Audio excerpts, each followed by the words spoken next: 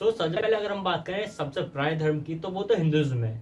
Because मैंने आपको बता दिया कि बौद्ध लोगों के पास में एक मूर्ति मिली थी जिसका नाम है कल्प विग्रह, जो कि शिव जी की थी। एंड वो 28,000 साल पुरानी, जिससे पुराना कोई और रिलीजन पहुंचता ही नहीं है। एंड उसके बाद में आया था पारसी धर्म। अब देखो, जो पारसी धर्म है वो कोई ऐसा धर्म नहीं है जो कि हिंदुइज्म से अलग हो। उसमें भी काफी सारे हिंदुइज्म के बिलीव्स को ही माना जाता है। एंड पारसी धर्म इंडिया से सेपरेट इसलिए हो गया था because of India and Persia दोनों में काफी बड़ा लॉन्ग डिस्टेंस का गैप था। बाकी पारसीज्म यानी कि जोरोस्ट्रिज्म हमसे अलग नहीं है। उसमें देवता को बोला जाता है मित्रा। हाँ, कुछ ना कुछ सेम है, देवता मित्रा। उसमें असुरों को बुलाता है अहोरा। अब असुरा दरअसल में मिस प्रोनाउंस हो गया, वहां पे बन गया अहोरा। बाकी पारसी धर्म में 7 संतों का जिक्र मिलता है जिन्होंने पूरी ह्यूमैनिटी को सेव दी है। हाँ, हमारे ये कुछ सप्तऋषि जैसा कॉन्सेप्ट नहीं है। हाँ, ये वही है। बाकी पारसी धर्म में इंद्र और वरुण का तो सीधे सीधे मेन से मिलता है, जो कि ऑब्वियस सी बात है, हमारे हिंदू धर्म के वरुण देव एंड इंद्र देव हैं। एंड उधर की साइड ही एक और धर्म जन्मा था जिसका नाम था जूडाइज्म। एंड जूडाइज्म का ये माना जाता है कि ज्यूस जो लोग हैं वो दरअसल में यादव लोग हैं, जो कि वहां पर जाकर के ज्यूस बन गए थे। अब इस कॉन्स्पिरेसी में कितनी सच्चाई है इसके बारे में मैं 100% सटीकता से नहीं बोल सकता, बट मैं इतना जरूर बोल सकता हूँ कि जो अब्राहमिक रिलीजन है वो सारे हिंदू से ही बने हैं। बट जो अब्राहमिक रिलीजन है यानी कि जूडाइज्म, क्रिश्चियनिटी एंड इस्लाम, ये तीनों को बनाया था इब्राहिम ने। अब अगर हम अब्राहम के नाम को तोड़ें तो उसमें से एक और घटाएंगे, उसके बाद में उसके नाम साउंड करता है ब्रह्म के जैसे, जो कि रिप्रेजेंट करता है हमारे ब्रह्मदेव को। अब इब्राहिम ने एक कॉन्सेप्ट दिया था कि हम सब उससे पूछेंगे जिसने ही पूरी सृष्टि बनाई है, यानी कि ब्रह्मा को। एंड इसलिए उसके नाम में ब्रह्म वर्ड था। एंड उसके बाद में आया था क्रिश्चियनिटी। हाँ, जीसस क्राइस्ट। जीसस क्राइस्ट के बेस पर खुद उनके जीवन के 18 वर्ष मिसिंग बताए जाते हैं उनकी लाइफ से, यानी कि 12 साल से लेकर के 30 साल तक वो कहाँ रहे थे किसी को नहीं मालूम। एंड अगर आप इसमें थोड़ा सा भी सोचेंगे तो आपको पता चल जाएगा कि वो कहाँ रहे थे। एक्चुअली में जहाँ पे वो रहते थे वहां पे काफी सारे मॉन्यूमेंट्स मिले हैं जिन पर कमल बने हुए हैं। एंड कमल कहाँ की निशानी है? ऑब्वियस सी बात है, इंडिया की। अगर एक कंट्री के लोग उस टाइम पर दूसरी कंट्री में जाते थे, कुछ भी काम के लिए जाते सही, वो वहीं पे रुक जाते थे। बिकॉज ऑफ लॉन्ग डिस्टेंस का भी था, उन्हें दिक्कत भी काफी ज्यादा होती थी। ऊपर से पता भी नहीं कि वो जिंदा पहुंच पाएंगे नहीं पहुंच पाएंगे। सो वहीं पर वो लोग रह गए थे। एंड उसके बाद में वहां से वो सारे लोग एक साथ में गायब हो गए थे जीसस के साथ में। एंड 12 से लेकर 30 साल तक हमारे इंडिया में एजुकेशन एज मानी जाती है, यानी कि इस एज में ही बच्चों को गुरुकुल में शिक्षा दी जाती है। इसलिए इस बात को माना जाता है कि वहां पर जितने हिंदू लोग रहते थे वो सब जीसस को अपने साथ इंडिया ले आए थे। एंड यहाँ पे उन्हें नॉलेज दी गई। एंड उसके बाद में यहाँ से जाने के बाद उन्होंने वहां पर नॉलेज को फैलाया था। बाकी क्रिश्चियनिटी में भी आर्च एंजल्स का जिक्र मिलता है, जो कि 7 एंजल्स हैं। या अब 7 एंजल्स अगेन आपको क्या चीज की याद दिलाती है? सप्तऋषियों की, राइट? या ये सप्तऋषि है जिसको क्रिश्चियनिटी में एंजल्स बोला जाता है। एंजल्स वो होते हैं जो कि ह्यूमंस की मदद करते हैं जिस टाइम पे वो बुरे दौर से गुजर रहे होते हैं। एंड हमारे सप्तऋषि भी यही करते हैं, जिस टाइम पे ह्यूमनिटी एंड ह्यूमंस बुरे टाइम से गुजर रहे होते हैं उस टाइम पे उनकी मदद करते हैं। सो आर्च एंजल्स एंड सप्तऋषि कोई डिफरेंट कॉन्सेप्ट नहीं है, वो दरअसल में एक ही है, बट जस्ट उनका नाम चेंज है। नेक्स्ट, इस्लाम। देखो, इस्लाम जो है वो भले ही अरब से फैला है। एंड भले ही जो इस्लाम है वो तो 14 साल पहले आया है, बट उसके जो लोग हैं वो 14 साल पहले नहीं आए थे। देखो, रावण के घर में से कुछ लोग बचे थे, उसमें से एक थी सुपर खां, जिसने शुक्राचार्य के साथ मिल करके अरब में अपनी जो प्रजा थी उसको बसाया था जाकर के। एंड उसकी नाक कटी हुई थी, इसलिए वो अपने फेस को कवर करने के लिए एक मास्क पहनती थी, यानी कि एक नकाब बांधती थी। एंड इसलिए बाकी जितनी फीमेल्स थी वो भी उसके लिए अपनी लॉयल्टी दिखाने के लिए अपने मुंह को कवर करके रहती थी, जो कि आगे जाकर के हिजाब बन गया। सो इस टाइप से हिजाब एंड ऑल जितने भी रिचुअल्स थे वो आए थे। एंड सुबह खां के क्वीन होने की वजह से वहां पर जितने भी रिचुअल्स हैं उन सब में कहीं ना कहीं ब्लड का मेंशन मिल जाता है। एंड सुबह खां एक असुर थी, इसकी वजह से जो इस्लाम है उसमें ब्लड वाले रिचुअल्स हैं। बाकी इस्लाम का जन्म कैसे हुआ इसके बारे में हम किसी और वीडियो में बात करेंगे। बट इस्लाम धर्म की नींव डाली थी मोहम्मद ने जिब्रील के कहने पर। अब जिब्रील कोई एंजल नहीं था, वो एक डेविल था, जिसके बारे में हम किसी और वीडियो में बात करेंगे। बट शॉर्ट में बता दूं तो जिब्रील कुत्तों से डरता था। एक एंजल का कुत्तों से डरना ये इलॉजिकल बात हो जाती है, इसलिए जो जिब्रील था वो एक डेविल था, बिकॉज डेविल हमेशा ही कुत्तों से डरते हैं। अब इसके बारे में हम किसी और वीडियो में बात करेंगे।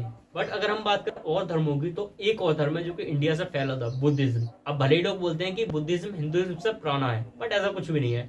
बुद्धिज्म के कोई भी रिकॉर्ड ऐसे नहीं मिले जिसमें वो 2,500 साल से पुराना हो। एक्चुअली में हिंदू धर्म में एक इंसान पैदा हुआ था जिसका नाम था सिद्धार्थ, एंड वो ही आगे जाकर बौद्ध बने थे। एंड बौद्ध धर्म ने इंडिया से रिलीजन ईस्ट में पहुंचाया था, जिसके बाद में ये 8 कंट्रीज का आज भी नेशनल रिलीजन है। एंड स्टिल अगर आपको ये बिलीव नहीं हो रहा है कि ये हिंदुइज्म से ड्राइव हुआ है, तो भाई आप खुद भी रिसर्च कर सकते हैं जाकर के। एंड इंडिया का एक और रिलीजन है जिसको हमेशा ही रेस्पेक्ट दी जाती है, सिखिज्म। अब सिख रिलीजन काफी ज्यादा प्योर रिलीजन है जिसको हिंदुइज्म की सेफ्टी के लिए बनाया गया था। शुरुआत में ये एक सेना थी जिसमें हर घर का एक सबसे बड़ा लड़का इस सेना में जाता था एंड हल्के हल्के ये रिलीजन बन गया जो कि गुरु नानक देव जी की बात को मानते हैं। सिख आज भी हिंदुइज्म का पार्ट है एंड ऐसा नहीं है कि हिंदू सिख में कोई भेद है, दोनों एक ही है। एंड जो खालिस्तानी लोग बोलते हैं कि सिख धर्म हिंदू धर्म से अलग है, ऐसा बिल्कुल नहीं है। वरना गुरु तेग बहादुर हिंदू धर्म के लिए अपनी जान नहीं देते। उन्होंने हिंदू धर्म के लिए अपनी जान इसलिए दी ताकि वो आगे आने वाली पीढ़ियों के माइंड में ये चीज फीड कर सकें कि हम लोग हिंदू धर्म का ही पार्ट है एंड हिंदूज हमारा पार्ट है। नेक्स्ट जैन धर्म, जो कि ऑब्वियस सी बात है यार, हिंदू धर्म से ही बना है। महावीर जो कि पहले हिंदू थे एंड उसके बाद में उन्होंने अपने जो प्रवचन दिए थे उसके बाद में सभी लोगों ने उनके धर्म को मानना शुरू कर दिया था, जिसके बाद में उनका धर्म फैल गया था। नेक्स्ट ट्राइडेरियन। अब ये ट्राइडेरियन जो है वो मंगोलिया का एक काफी बड़ा धर्म है। चंगेज खान, जिसके बारे में आपने सुना ही होगा, जिसने अकेले पूरे वर्ल्ड को जीत लिया था एक्सेप्ट ऑफ इंडिया, वो ट्राइडेंट धर्म को मानता था। अब जो ट्राइडेंट धर्म है वो कोई ऐसा धर्म नहीं है जो कि हिंदुइज्म से अलग, बिकॉज ऑफ ट्राइडेंट धर्म में जितने भी मकबरे होते हैं उन सब के बाहर एक त्रिशूल गड़ा हुआ होता है और एक संगी भी। अब ये दोनों किसको रिप्रेजेंट करते हैं? शिव जी को, ऑब्वियस सी बात है। एंड शिव जी किसके देवता हैं? तंत्र के। शिव जी दरअसल में नेगेटिविटी को रिप्रेजेंट करते हैं इस यूनिवर्स में बिकॉज ऑफ बैलेंस, वो डिस्ट्रक्शन के देवता हैं। सो तंत्र के देवता भी शिव जी ही है एंड तंत्र से ही ड्राइव हुआ है टेंडरिन, क्योंकि ऑब्वियस सी बात है यार, मिस प्रोनाउंसिएशन की वजह से टेंडरिन हो गया, लेकिन एक्चुअल में ये वर्ड है तंत्र। सो मंगोलिया के जो लोग हैं वो भी एक टाइम पर इंडिया से ही इन्फ्लुएंस थे एंड मंगोलिया भी एक टाइम पे इंडिया का ही पार्ट था। टाओइज्म, जो कि आज इस वर्ल्ड का भले ही ज्यादा बड़ा रिलीजन नहीं है बट काफी ज्यादा इम्पैक्टफुल रिलीजन है, जिसमें इन एंड यान को माना जाता है। एंड इस धर्म में माना जाता है कि हमें नेचर को पूजना चाहिए, ये यूनिवर्स बैलेंस में रहता है। एंड ये लोग मानते हैं 5 एलिमेंट्स को एंड कर्मा को। अब ये सब चीज को इंडिया में माना जाता है। हमारे हिंदू धर्म में कर्मा, 5 एलिमेंट्स, इन सब चीजों को माना जाता है। बट अगर हम इन एंड यांग की बात करें तो जो इन है वो रिप्रेजेंट करता है फेमिनिटी को एंड यांग रिप्रेजेंट करता है मस्कुलिनिटी को। एंड ये कॉन्सेप्ट अगर आपको नया लग रहा है तो जरा हिंदुइज्म की तरफ अपनी नजर दौड़ाइए, बिकॉज हिंदू धर्म में इन एंड यांग यानी कि महादेव एंड पार्वती को हमेशा फेमिनिटी के रूप में देखा जाता है, चाहे तो उनकी काली माता वाले फॉर्म में हो जिसमें वो डिस्ट्रक्शन करती है, या फिर गौरी कुष्मांडा और कोई फॉर्म हो जिसमें वो हमेशा ही फेमिनिटी को रिप्रेजेंट करती हैं। एंड दूसरी तरफ शिव जी जो कि मस्कुलिनिटी के एग्जाम्पल है। भले इस टाइम पर मस्कुलिनिटी के लिए हनुमान जी को पूजा जाता है, बट हमारे माइंड में एक चीज नहीं आती कि हनुमान जी किसके अवतार हैं। सिंपल सी बात है, महादेव के। तो आप सोचिए कि जब हनुमान जी जो कि एक अवतार हैं उनके अंदर इतनी मस्कुलिनिटी है, तो जिनके वो अवतार हैं यानी कि शिव जी, उनके अंदर कितनी मस्कुलिनिटी होगी। हम हमेशा इस बात को मिस कर देते हैं। बट या इस पूरे वर्ल्ड में अगर रियल मस्कुलिनिटी का कोई एग्जाम्पल है तो वो है महादेव। सो इस वर्ल्ड में मस्कुलिनिटी के रियल एग्जाम्पल हनुमान जी हैं एंड वो अवतार हैं शिव जी के। सो या Shiv ji is real example of masculinity, जो कि सिमिलर है इन एंड यांग से।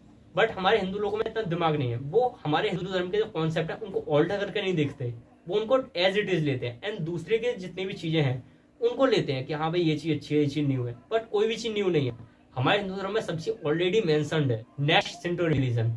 शिंटो रिलीजन जापान में माना जाता है, जो कि कॉम्बिनेशन है एक टाइप से बुद्धिज्म, हिंदुइज्म एंड वहां की जितने भी कल्चर है उसका। हिंदुइज्म एंड सेंटिज्म, जिन दोनों में सबसे बड़ी सिमिलरिटी है मंदिर का होना। अगर आपने एनिमी देखा होगा तो आपको पता होगा सेंटिज्म में बड़े दरवाजे होते हैं एंड उसके अंदर जाने के लिए एक रास्ता होता है पतला एंड उसके आगे मंदिर होता है, सेम से हमारे हिंदू धर्म की तरह। एंड सेंटिज्म में ज्यादा चीजें हिंदू धर्म से डिफरेंट नहीं है। इवन सेंटिज्म की जो माइथोलॉजी है उसमें काफी सारे जो देवी देवता हैं वो हिंदू धर्म से सिमिलर है। इवन मैं बोलूं तो वो सेम ही है, बस उनके नाम डिफरेंट है। एंड सेंटिज्म की जो माइथोलॉजी है वो तो इंडियन माइथोलॉजी से बिल्कुल सिमिलर है। एंड हाँ, अगर हम बात करें माइथोलॉजीज की तो हर एक माइथोलॉजी में इंडिया का मेंशन मिल जाता है।